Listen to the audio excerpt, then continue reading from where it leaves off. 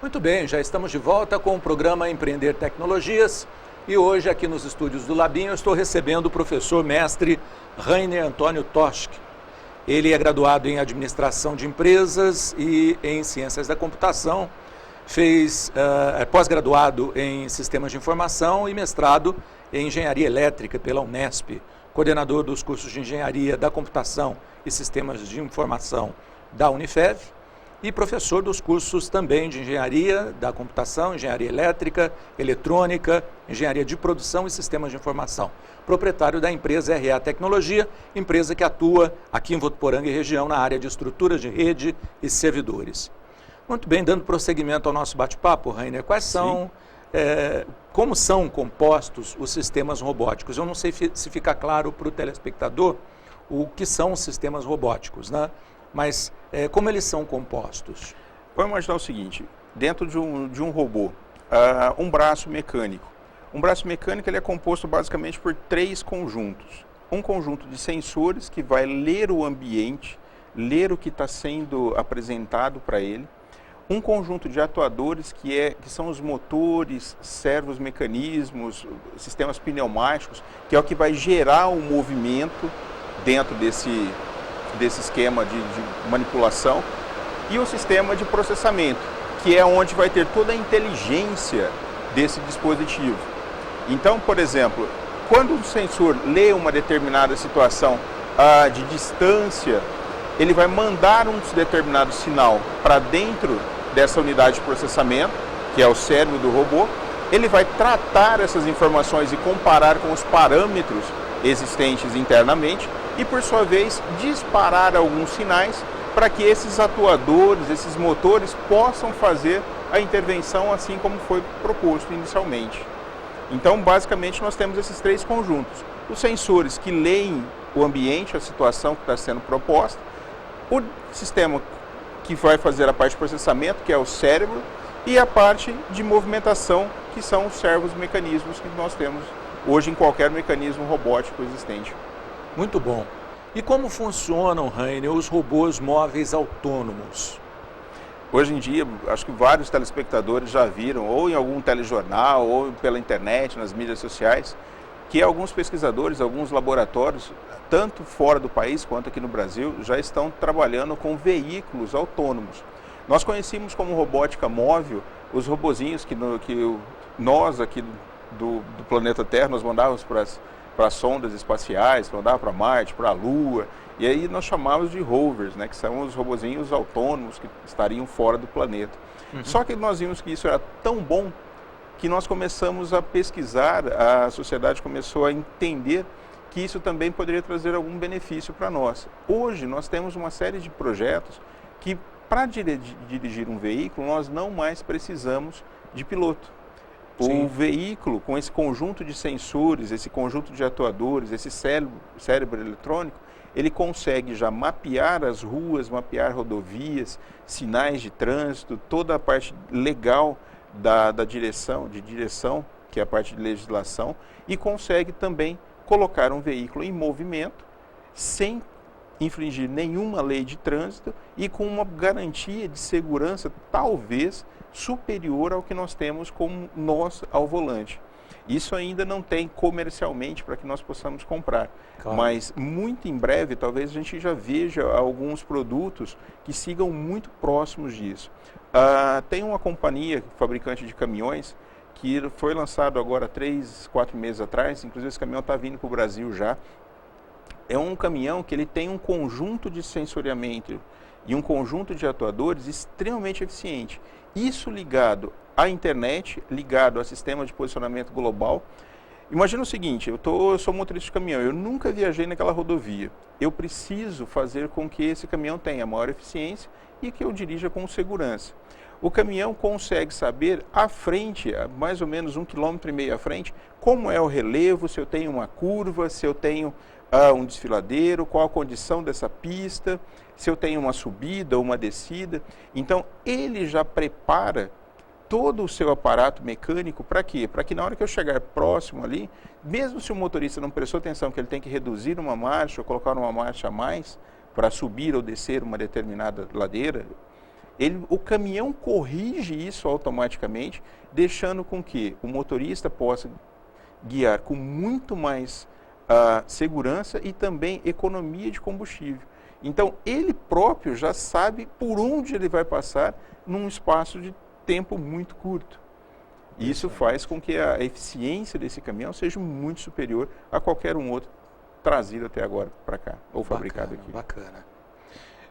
E qual a ligação da robótica e os cursos da área de computação? Bom, nós aqui na Unifev, nós temos o curso de Engenharia de Computação, o curso de Sistemas de Informação. Dentro desses dois cursos, hoje, nós temos algumas disciplinas que elas são voltadas à robótica. Em Sistemas de Informação, nós temos sistemas embarcados, a estrutura de comunicação, que também é bastante importante para esses dispositivos.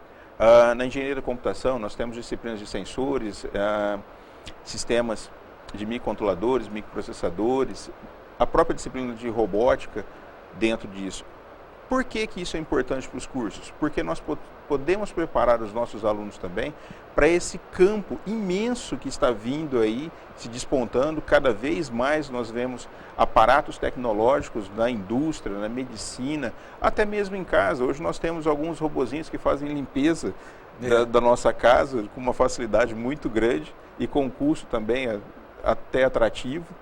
Então, nós vamos precisar de profissionais para desenvolver, para projetar esses dispositivos e cada vez mais trazer isso próximo à sociedade.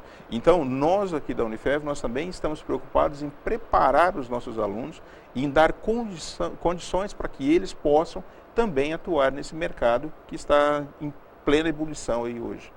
Bacana. Aproveitando até que você falou a respeito dos cursos e das disciplinas, acho interessante comentarmos sobre o campeonato de robótica que vai acontecer agora em breve, em outubro, não é isso? Isso.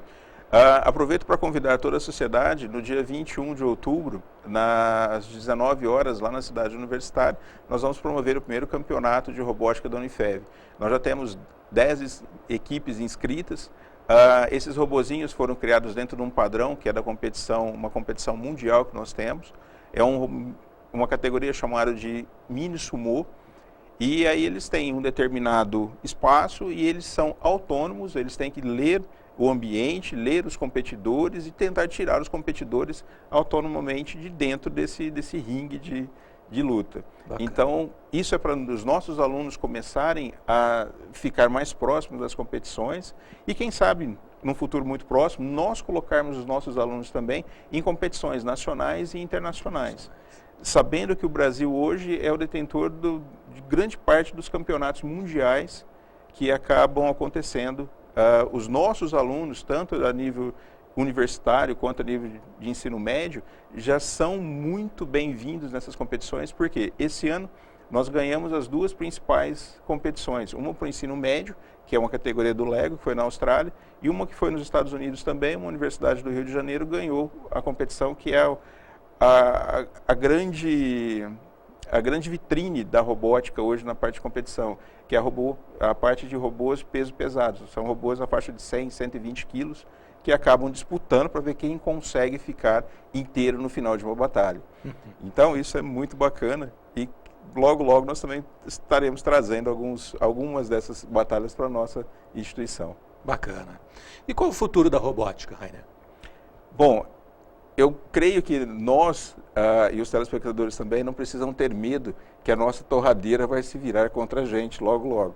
Mas nós vamos ver muita coisa bacana surgindo, que está saindo de laboratório e vindo para o mercado já na área da medicina, na área de novas próteses, que já conseguem ler a parte fisiológica do paciente, consegue trazer isso muito mais próximo da gente, recuperando movimentos, alguns movimentos que a pessoa não tinha, consegue trazer. A parte de exoesqueleto já é uma coisa que é real, já não é mais pesquisa, tem algumas empresas já começando a comercializar isso, então pessoas que talvez não tenham movimentos também possam se beneficiar com isso.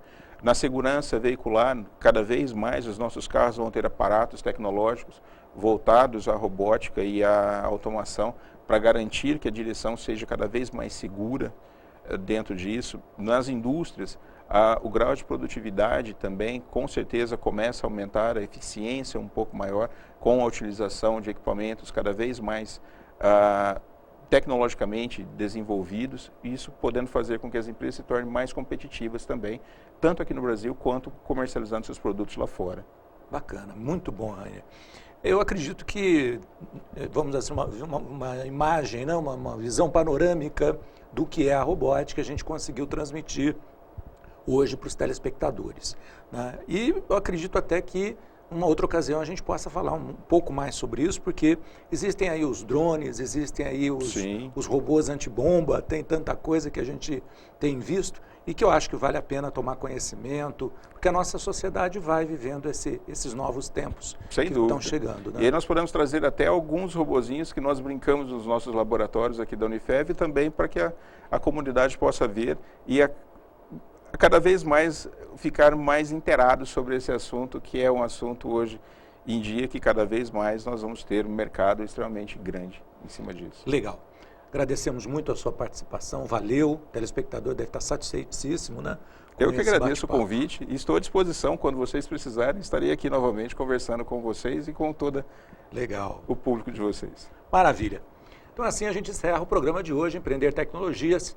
Espero que você tenha gostado. E em cada programa vamos estar trazendo informações que são geradas aqui no ambiente acadêmico e que, sem dúvida nenhuma, é muito bom partilhar com você em sua casa. Um grande abraço, tenha uma ótima semana, nos encontramos na próxima, se Deus quiser. Tchau, tchau.